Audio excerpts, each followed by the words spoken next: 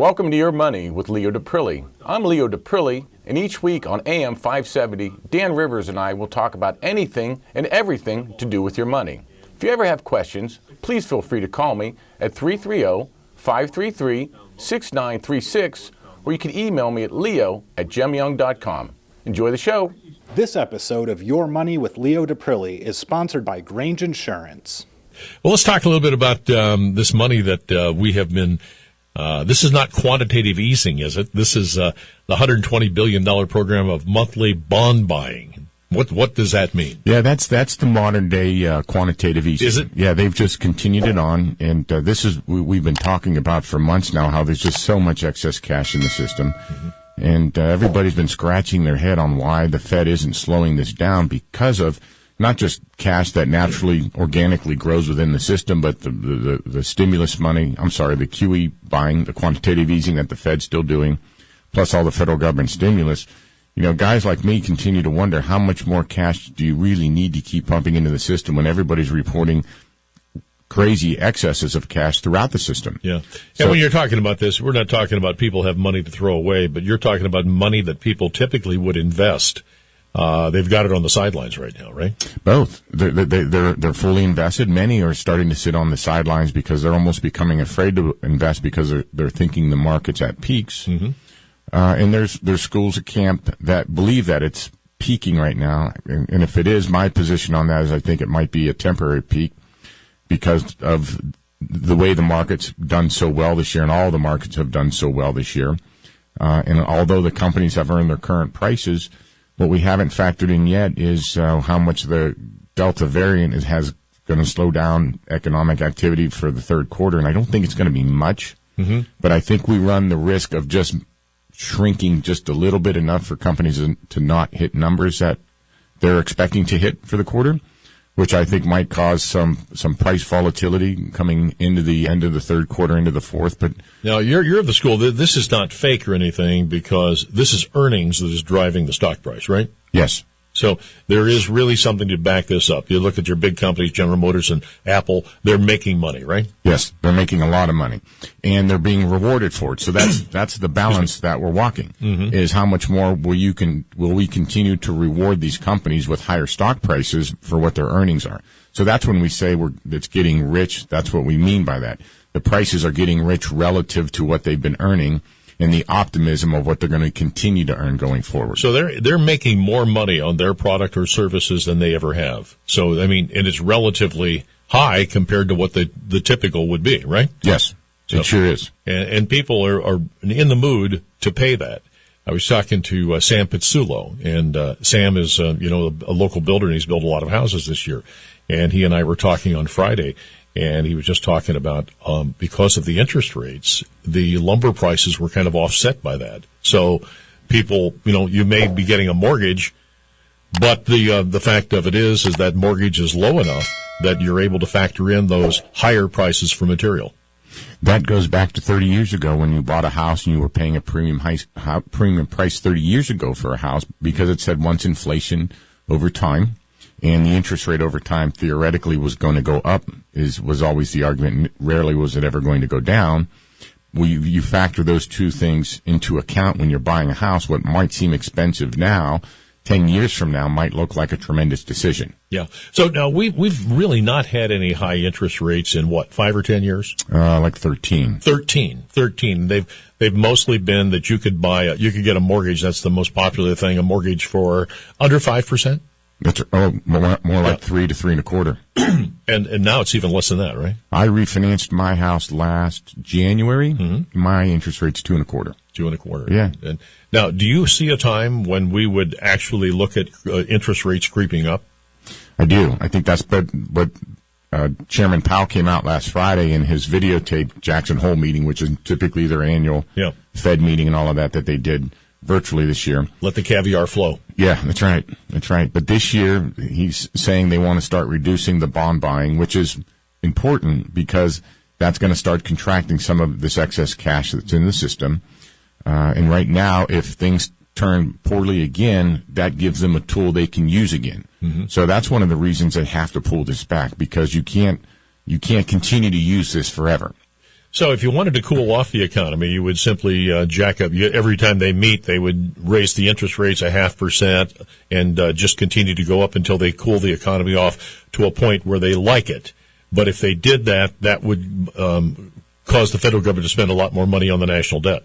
Yeah, well, the Fed's always been slow to react, and then once they've begun to react, and this is, I'm typically a fan of the Fed because they've done a lot of good things, but when it comes to increasing interest rates, many times they would start slow, then when things weren't cooling off quick enough, then they are almost knee-jerk and over-correcting with interest rates to the point where they slow things down too much. So it's a very difficult balancing act for them to try to get to where they're going.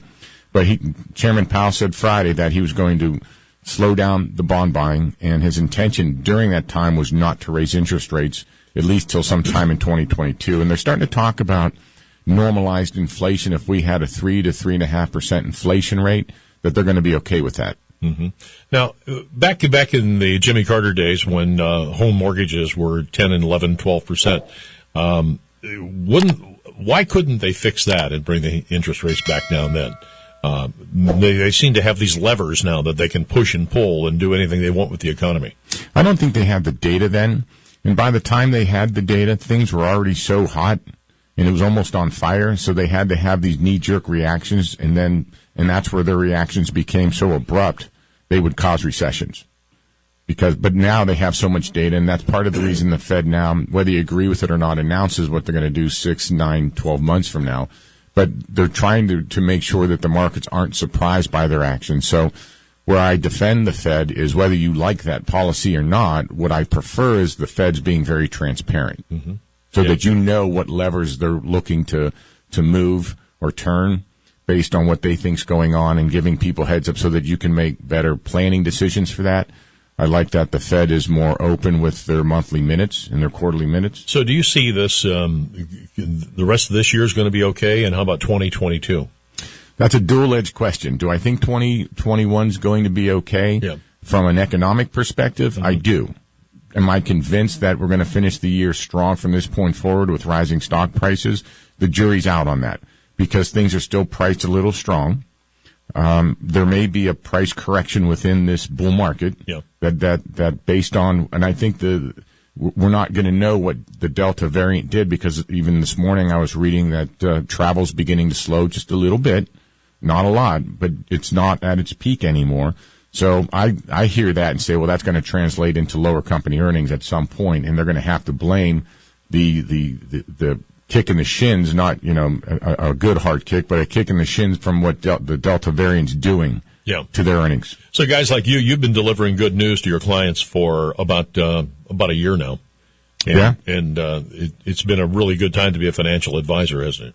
It has. Well, and it's also creating challenges because, for a lot of investors, there's been 5 or 6 stocks in the past years that's driven portfolios, and that dynamic's changing. So more active portfolio management's actually becoming more critical, especially when you look at broader markets being at peaks, and, if you look like the S&P and their earnings being as high as they are, it's really driven by a few companies. It's not driven by all of them. So how people like me look at it is and says, okay, we got to dig deeper and not just buy the averages for our clients. We have to figure out what companies through all of this are still undervalued and still have the opportunity to grow through this. Got it. You're looking at those.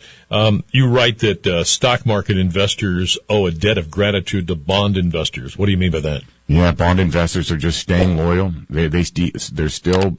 and I say this to my clients all the time. If you're a conservative investor, it's tough to be a conservative investor right now. But, conservative investors have to keep a certain element of their portfolio in bond or bond type or fixed income type investments because they need to have that cushion for a shock of a market correction, which to their risk tolerance is a greater risk. So the trade-off for that is you're going to earn less on that. And in many cases right now, especially with inflation at 5%, it's tougher and tougher to hold a fixed income portfolio in its entirety. So Bernanke, he's the guy.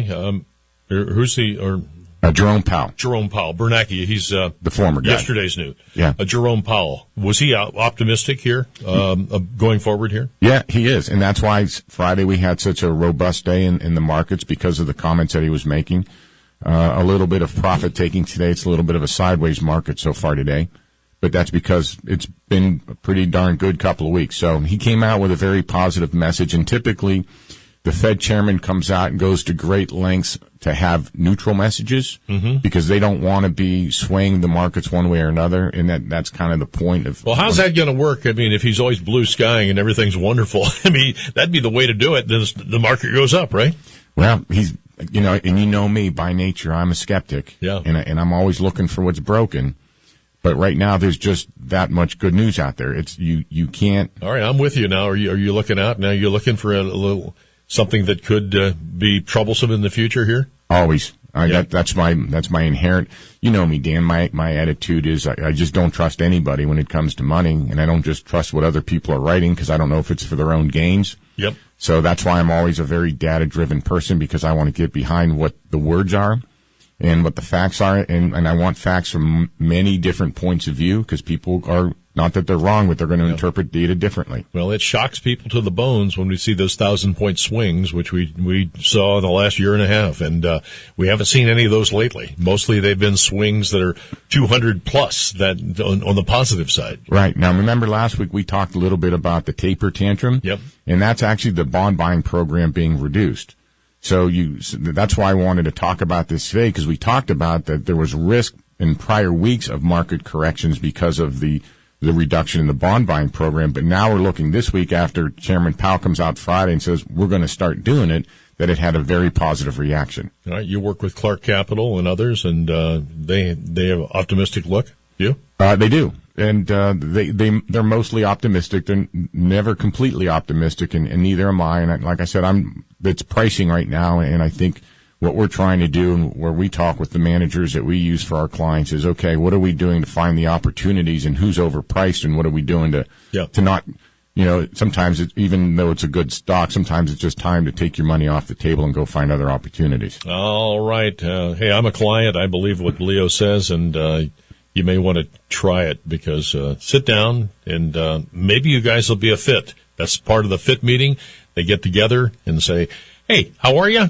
I want to meet your wife. I want to meet your husband. I want to know about your family, and decide if we can be in business together, right? That's exactly right. And that's really important, because this business is all about, if we're going to do it right, it's all about having what we call the candid, vulnerable conversations, which we really need to get into people's heads to find out how they really tick. What it is they really want to accomplish, what scares them along the way, and have all those conversations, so that once we're done putting our plan together and we start executing, that everybody's on board with it and everybody's comfortable with it. All right. Your information, and I'll let you get back to preparing for your tailgate party. You got it. It's 330-533-6936, or you can email me at leo@gemyoung.com. All right, Leo Daprile, and search Gem Young if you forget that. And we got a Youngstown State game. Be the first time on Thursday night for a long time. I'm looking forward to it. Should be good. And we'll find out what kind of a coach Doug Phillips in the second year. Yeah, it is. He went through his growing pains last year, but I'm confident. Expecting big things. All right. Talk to you at the tailgate. Have a good week. Thanks for watching the video. Be sure to like, subscribe, and hit that little bell for notifications. And also make sure to connect with us on Twitter, Facebook, and LinkedIn. For all of your business news, visit businessjournaldaily.com. For all of your arts and entertainment news, go to afterhoursyoungstown.com.